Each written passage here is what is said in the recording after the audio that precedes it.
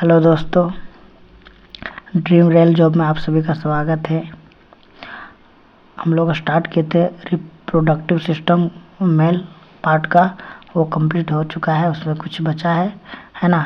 तो आज कंप्लीट करते हैं, उसके साथ नेक्स्ट टॉपिक पढ़ते हैं फीमेल रिप्रोडक्टिव सिस्टम, है ना, और उसके ऑर्गन्स का वर्क के बारे में। ठीक है, देखिए बोला गया है कि मेल सेक्स हार्मोन का कार्य क्या है। कार्य पढ़ते हैं। ये पुरुषों के द्वितीय सेक्सुअल करैक्टर को निर्धारित करता है। कौन कौन? तो दाढ़ी का मूछ निकलना, है ना, आवाज़ का भारी हो जाना, सीने का ज़्यादा चौड़ा होना, भौतिक रूप से या शारीरिक रूप से ज़्यादा ताकतवर होना। ठीक है, अब देखिए इसी का नेक्स्ट 5 नंबर बोला गया कि गर्भावस्था के दौरान टेस्टोस्टेरोन का निर्माण जो 3 महीने के बाद होता है, इसलिए बच्चे का सेक्स डिटर्मिनेशन 3 महीने से पहले करना संभव नहीं होता है। ठीक है, इसीलिए बोलता है 3 महीने के बाद होता है। टेस्टिस, प्रोस्टेट ग्लैंड तथा सेमिनल वेसिकल्स के द्वारा निर्मित पदार्थों का जो संयुक्त रूप से सेमन कहा जाता है। क्या होता है? सेमन कहा जाता है। ठीक है, फीमेल रिप्रोडक्टिव सिस्टम के बारे में समझते हैं। देखिए ये आपका फीमेल रिप्रोडक्टिव सिस्टम है ना।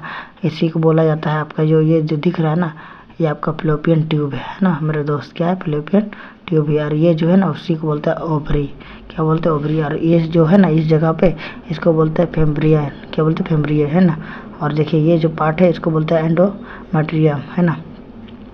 और इस पार्ट को देखिए जो बोलते हैं उसको बोलते हैं यूटेरिन ट्यूब बोलते हैं ना। इसको फ्लोपियन ट्यूब की ये तरह है ना। और इसको इस पार्ट को बोलते हैं हम लोग मेम्ब्रेट्रियम, ठीक है ना, मायोमेट्रियम। ठीक है, और देखिए ये पार्ट को है जो होता है उसको बोलते हैं कर्विक्स। क्या बोलते हैं? कर्विक्स। और ये जो पार्ट है इसको हम लोग बोलते हैं वजाइना। क्या बोलते हैं? वजाइना बोलते हैं। ठीक है मेरे दोस्त। तो देखिए इसी में स्पर्म का, है ना, काम क्रिया स्टार्ट होता है। यहीं से मतलब अंदर जाता है, यहीं से अंदर जाने का रास्ता है ना। और जाके कहाँ पे? फ्लोपियन ट्यूब में मिलता है। किससे? ओवरी से अंडाणु जो निकलता है ना, ओव्यूल बनता है यहाँ से जो निकलता है यहाँ चिपकता है, यहीं पे जाता है। ठीक है, तो इसी को सारा डिटेल के बारे में आज चर्चा करते हैं। बोला कि मुख्य अंग क्या है? अंडाशय। क्या है? अंडाशय। किसका? फीमेल पार्ट का मुख्य अंग जो होता है वो अंडाशय होता है। ठीक है, जिसको बोलते हैं ओवरी, है ना। बोलता है कि डिम्ब वाहिनी जो फ्लोपियन ट्यूब होता है, गर्भाशय होता है, यूटेरस होता है, कर्विक्स होता है, ये आपका मुख्य अंग है ना। देखिए पढ़ते हैं अंडाशय के बारे में। अंडाशय मतलब ओवरी। ओवरी क्या है?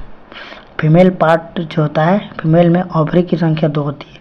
मतलब अंडाशय जो होता है वो 2 होती है। कितनी होती है? 2। ओवरी के अंदर ओव्यूम का निर्माण होता है, मतलब अंडाणु का निर्माण होता है। किसमें? अंडाशय के अंदर में, है ना। ओवरी के अंदर में ही ओव्यूम का निर्माण होता है। ठीक है, ये ओवरी द्वारा प्रत्येक महीने में ओव्यूम का निर्माण करता है। प्रत्येक महीने में होता है। ठीक है, ओवरी में प्रत्येक महीना में अंडाणु का निर्माण होता है। ठीक है, और ओवरी में मौजूद फॉलिकल विकसित होने के बाद ग्राफिन फॉलिकल के नाम से जाना जाता है।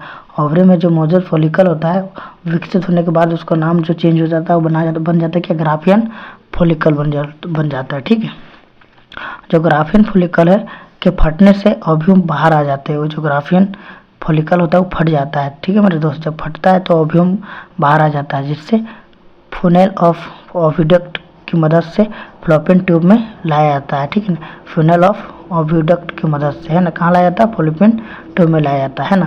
और जब प्रजनन के दौरान कर्विक्स के द्वारा स्पर्म अंदर प्रवेश करता है। कब? प्रजनन के दौरान, है ना। कहाँ स्पर्म कहाँ अंदर करता है? तो कर्विक्स में प्रवेश करता है, जो फ्लोपियन ट्यूब में जाकर ओव्यूम से मिलता है। कहाँ मिलता है? अभी हम बताए थे मेरे दोस्त, कहाँ मिलता है? ओव्यूम में, है ना, आपका फ्लोपियन ट्यूब में मिलता है। ठीक है, अर्थात स्तनधारियों में स्पर्म और ओव्यूम मतलब स्पर्म और जो अंडाणु होता है मिलने की क्रिया को हम लोग क्या बोलते हैं? फ्लोपियन ट्यूब में ही संपन्न होती है, जिसे फर्टिलाइजेशन कहा जाता है। क्या कहा जाता है? फर्टिलाइजेशन। ठीक है, फर्टिलाइजेशन कब बोलेगी? जब स्पर्म और ओव्यूम फ्लोपियन ट्यूब में मिलती है, ये जो क्रिया होती है उसे ही हम लोग क्या बोलते हैं? फर्टिलाइजेशन। ठीक है, फर्टिलाइजेशन के उपरांत जो जायकोट का निर्माण होता है हम लोग, और ये जायकोट यूटेरस की दीवार में जुड़ जाता है। ठीक है, बोलता है यूटेरस में ही बच्चे का विकसित संबंधित कार्य संपन्न होता है। पूछेगा एग्जाम में कि बच्चे का जो विकसित होता है कहाँ पे संपन्न होता है, तो याद रखिएगा यूटेरस में होता है। कहाँ पे होता है? यूटेरस में होता है। ठीक है, जिसके उपरांत बच्चे का जन्म होता है। ठीक है, बोलता है ग्राफीन जो फ्लोपिकल से ओव्यूम के बाहर आने के बाद बचे हुए भाग जो होता है वो कर्प्सुलेटियम कहा जाता है। क्या कहता है? कर्प्सुलेटियम कहा जाता है। जो कर्प्सुलेटियम के द्वारा फीमेल सेक्स हार्मोन का निर्माण किया जाता है। ठीक है, बोलता है फीमेल सेक्स हार्मोन के जो रूप होता है प्रोजेस्टेरोन तथा एस्ट्रोजन का निर्माण होता है। किस होता है? प्रोजेस्टेरोन और एस्ट्रोजन के निर्माण से ही किया जाता है। किस में? फीमेल सेक्स हार्मोन का। ठीक, नेक्स्ट देखिएगा, बोला गया है कि फीमेल सेक्स हार्मोन का कार्य क्या है ना। इसके बारे में जाना कि इतने इसमें हार्मोन्स होते हैं, लेकिन इसका कार्य क्या है वो कार्य के बारे में अभी समझते हैं। बोलता है ओव्यूम का निर्माण को नियंत्रित करता है ना। महिलाओं में दाढ़ी मूंछ का ना निकलना।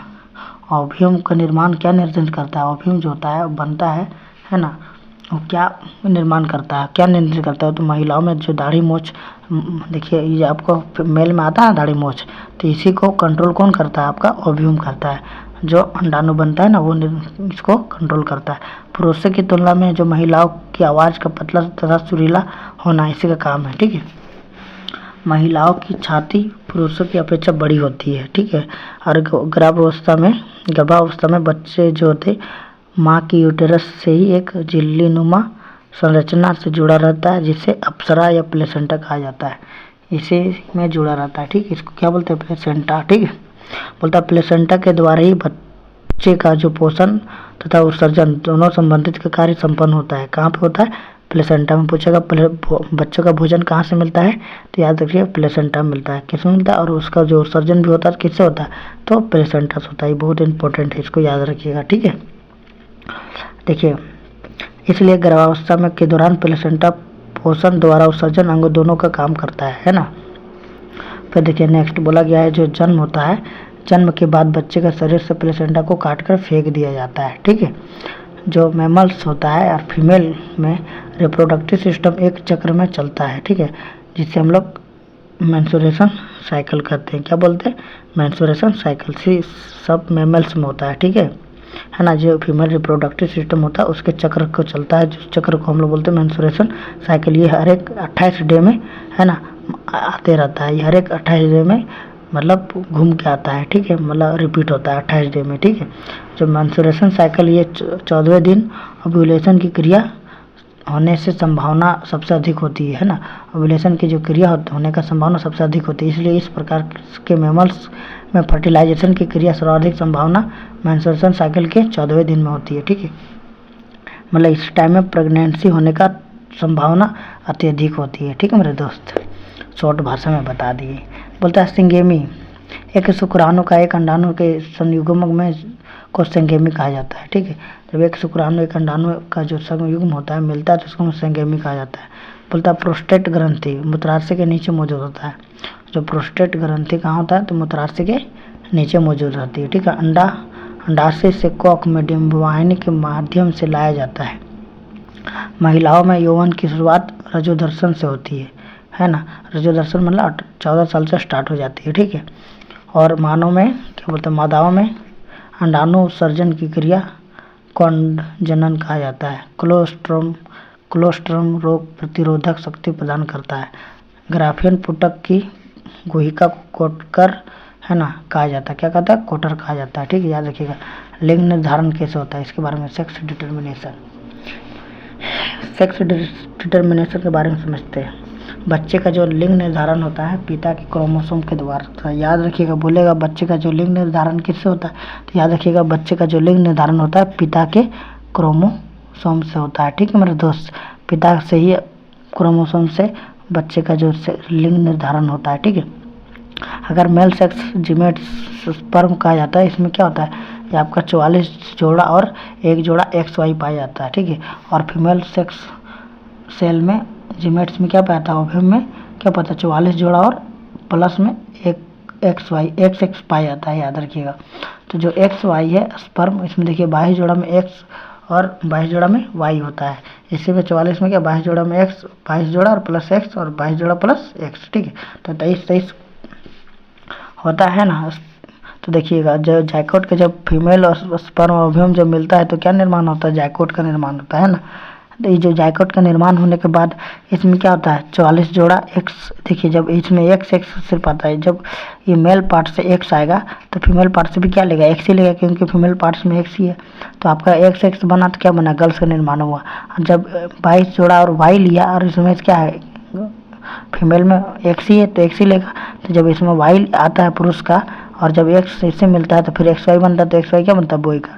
तो 44 जोड़ा प्लस एक्स वाई आएगा तो बॉय, और 44 जोड़ा प्लस एक्स एक्स आएगा तो गर्ल्स का निर्माण होगा। ठीक है, मतलब साफ सुथरा और सिंपल लैंग्वेज में जब पुरुष का एक्स जो होता है स्पर्म जो आपका आता है ना, तो एक्स आएगा तो आपका बनेगा लड़की, और जब लड़का का वाई आएगा है ना तो बनेगा लड़का। ठीक है, जब भी पुरुष का एक्स आएगा तो लड़की बनेगा, जब पुरुष का वाई आएगा तो आपका लड़का बनेगा। ठीक है, याद रखिएगा। देखिए जुड़वा ट्विंस का होने का क्या कारण है, बोलता सामान्यतः महिला में प्रेगनेंसी के दौरान एक बच्चे का विकास होता है, लेकिन कभी कभी एक ही समय में एक से अधिक बच्चे का निर्माण हो जाता है ना। देखिए जब होता है कि एक बच्चे का विकसित, जिसमें आपस में ट्विंस कहा जाता है, विकास के आधार पर जुड़वा के निम्नलिखित प्रकार के होते हैं है ना, जिसको बोलते हैं मोनोजाइकोटिक और आइडेंटिकल ट्विंस। कभी कभी युग्मनज जायकोट का निर्माण होने के बाद जायकोट विभाजित होकर दो भागों में बंट जाते हैं। दोनों भाग स्वतंत्र जायकोट के रूप में व्यवहार करते हैं, जिससे दो अलग अलग बच्चे का विकास एक ही साथ में होता है। इस तरह के बच्चे को लगभग सभी गुण समान होते हैं। इन बच्चों का सेक्स एक समान होता है ना, जो सेक्स होता है ना, वो मतलब लिंग जो होता है एक समान होता है। तो दोनों बच्चे या तो मेल हो सकते हैं या फिर दोनों फीमेल हो सकते हैं, क्योंकि गुणसूत्र की संरचना दोनों में एक ही होती है। ठीक है, इसीलिए बोलता है कि एक तरह के बच्चे का फिंगरप्रिंट हैंड राइटिंग अलग अलग होते हैं। इस तरह के जो बच्चे होते हैं उसका फिंगरप्रिंट अलग होता है और हैंड राइटिंग अलग होते हैं, बाकी सब सेम होता है। ठीक है, बोलता है डी जाइकोटिक और डिवोल्यूसर ट्विंस का होता है। बोलता है कभी कभी ओवरी में एक ही साथ दो ओव्यूम विकसित हो जाते हैं, जो अलग अलग स्पर्म से निषेधित होकर दो जाइकोट का निर्माण करते हैं, जिसमें दो अलग अलग बच्चे का विकास होता है। इस प्रकार के जुड़वा बच्चे को डिवोल्यूर ट्विंस कहा जाता है। इन जुड़वा बच्चे को सेक्स समान या असमान हो सकते हैं।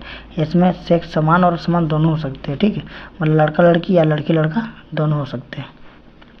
बोलता है सिमियंस ट्विंस क्या होता है। इस तरह के जुड़वा बच्चे का निर्माण जायकोट में इनकम्प्लीट डिवीजन के कारण होता है। इनकम्प्लीट डिवीजन के कारण जुड़वा बच्चे के शरीर का कोई हिस्सा एक साथ जुड़ा रहता है, इसलिए दोनों बच्चे एक साथ जीवन जीने के लिए मजबूर रहते हैं, है ना, क्योंकि उसमें कोई ना कोई पार्ट एक जुड़ा हुआ रहता है, जिसके कारण वो बच्चे होता है, चाहे मेल पार्ट हो, मेल का ही हो या फीमेल का हो, तो दोनों एक ही साथ रहने के लिए मजबूर रहते हैं ना। इस तरह के जुड़वा बच्चे में सेक्स सिमिलर होता है। ठीक है, मतलब सिमिलर होता है, मतलब कि अगर मेल होता है मेल ही होगा, फीमेल है तो फीमेल ही होगा, है ना। इससे सबसे जटिल किस्म का जुड़वा माना जाता है, इसको सबसे जटिल किस्म का जुड़वा माना जाता है। इस तरह के जुड़वा बच्चे का जन्म सर्वप्रथम एक चीनी महिला द्वारा थाईलैंड में सियम नामक जगह पर 1811 में हुआ था, इसलिए इसे सिमियंस ट्विंस के नाम से भी जाना जाता है ना। देखिए नेक्स्ट बोलता है एमनियो है ना सिनेंटेसिस के बारे में जानते हैं। बोलता है गर्भावस्था के दौरान बच्चे का जो विकास एक विशेष थैलीनुमा संरचना में होता है, जिसे एमनियो कहा जाता है। एमनियोन देखिए, एमनियोन में द्रव भरा रहता है, जिसमें एमनियोटिक फ्लूइड कहा जाता है। एमनियोटिक फ्लूइड से को बाहर निकालकर परीक्षण टेस्ट करने के बच्चे में स्वास्थ्य संबंधित जानकारी प्राप्त करते हैं, जैसे एमनियो सिनेंटेसिस कहा जाता है। एमनियो सिनेंटेसिस के द्वारा बच्चे का जो लिंग परीक्षण किया जा सकता है। क्या किया जा सकता है, तो बच्चे का जो लिंग से परीक्षण है उसको किया जाता है, उसका स्वास्थ्य के बारे में भी पता लगाया जा सकता है। ठीक है, नेक्स्ट देखिए बोलता है 1996 में भारत में लिंग परीक्षण से प्रतिबंधित कर दिया गया था, जिसके लिए 1 लाख का जुर्माना या 7 साल का कैद या दोनों ही सजा प्रावधान किया गया था, है ना, क्योंकि भ्रूण हत्या बहुत ज़्यादा तेज़ी से स्टार्ट हो गया था। सबसे अधिक भ्रूण हत्या कहाँ, हरियाणा में होती थी। कहाँ पे, हरियाणा में। ठीक है, बोलता है जो प्रखनली शिशु है, टेस्ट ट्यूब बेबी है ना, IVF, इसके बारे में जानते क्या है। बोलता है कभी कभी शारीरिक जटिलताओं के कारण निषेचन की क्रिया जो होता है क्या होता है, ओविडक्ट में संपन्न नहीं हो पाता है। इस स्थिति में निषेचन की नेक्स्ट देखिए, निषेचन की जो क्रिया होती है ना, शरीर के बाहर प्रखंड में संपन्न हो जाती है, जिससे जैकोट का निर्माण होता है। जैकोट का निर्माण के बाद जैकोट को यूटेरस में स्थापित कर दिया जाता है, जहां बच्चे का पूर्ण विकास होता है। इस प्रकार के बच्चे को टेस्ट ट्यूब बेबी कहा जाता है, और यह तकनीक IVF या इन विट्रो फर्टिलाइजेशन के नाम से भी जाना जाता है। ठीक है, बोलता है किराए की माँ, इसके बारे में समझते हैं। सरोगेट मदर के बारे में समझते हैं ना। बोलता है कि कभी कभी शारीरिक जटिलताओं के कारण बच्चे का विकास यूटेरस में नहीं हो पाता। इस स्थिति में किसी महिला तथा पुरुष द्वारा विकसित जैकोट का अन्य महिलाओं के यूटेरस में स्थापित किया जाता है। इस स्थिति में जिस महिला के यूटेरस में बच्चे का विकास संपन्न होता है उसे सरोगेट है ना, सरोगेट मदर या किराए की माँ कहा जाता है। अल्ट्रासोनोग्राफी के बारे में समझते हैं।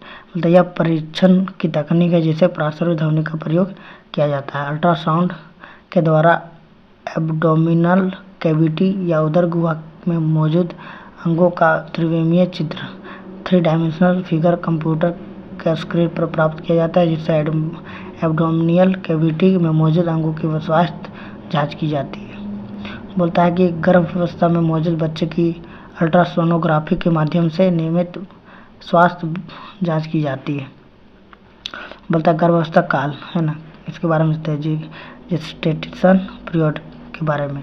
बोलता है यह वह समय होता है जिसके दौरान गर्भावस्था में बच्चे का विकास होता है। गर्भावस्था के काल पूर्ण होने के बाद बच्चे का जन्म होता है। अलग अलग जानवरों में गर्भावधि अलग अलग होती है ना, जिसमें के बारे में निम्नलिखित है, इसके बारे में जानते हैं, बहुत इम्पोर्टेंट है ना, बहुत इम्पोर्टेंट है, इसके बारे में समझते हैं ना। देखिए बोला गया है जो खरगोश का जो गर्भावस्था काल होता है ना, प्रेगनेंसी टाइम होता है, वो आपका 28 से 30 डे होता है। किसका? खरगोश का। और कुत्ता का 63 डे होता है, कुत्ता का 63 डे होता है। सुअर का 114 डेज होता है। क्या? ग्रेविटेशन मतलब प्रेगनेंसी काल होता है, प्रेगनेंसी टाइम जो होता है ये इतना होता है। मनुष्य और बंदर में 280 डेज होता है। किसको? मनुष्य और बंदर का 280 डे होता है गर्भकाल है ना। घोड़ा का 330 डेज होता है। हाथी का 625 डेज होता है। सबसे लंबा गर्भकाल किसका होता है? हाथी का। गाय का 280 डेज होता है। ऊँट का 320 से 350 डेज के बीच में होता है। भैंस का 300 डेज होता है। बकरी का 151 डेज होता है गर्भकाल। चूहा का 21 डे, बाघ का 155 डे और छुछुंदर का 60 डेज। सबसे छोटा गर्भकाल किसका होता है? छुछुंदर का। और सबसे बड़ा हाथी का। याद रखिएगा, सबसे बड़ा हाथी का, सबसे छोटा छुछुंदर का। और मनुष्य का और बंदर का सेम होता है कितना? तो आपका होता है, याद रखिएगा, 280 डेज। ठीक है। बोला गया है कि महिला बंध्यकरण को ट्यूबोक्टोमी कहा जाता है, ट्यूबोक्टोमी कहते हैं, और पुरुषों नसबंदी को वेस्टोमी कहते हैं। ठीक है, याद रखिएगा। तो इतने से बात आपको समाप्त करते हैं, क्योंकि ये आपका थ्योरी कंप्लीट हो गया है। और नेक्स्ट क्लास में आपका जिससे जितना बनने वाला क्वेश्चन है ऑब्जेक्टिव वो सारा क्लियर करवा देंगे। ठीक है मेरे दोस्त, thank you so much. Class अच्छा लगे तो लाइक कमेंट शेयर कीजिएगा और सब्सक्राइब जरूर कर लीजिएगा, ताकि आपका ये सब अच्छा आपका जाए आपके पास, और आपका तैयारी और मजबूत हो जाए, और आपका जो सपना है ड्रीम जॉब पूरा हो जाए। ठीक है मेरे दोस्त, थैंक यू।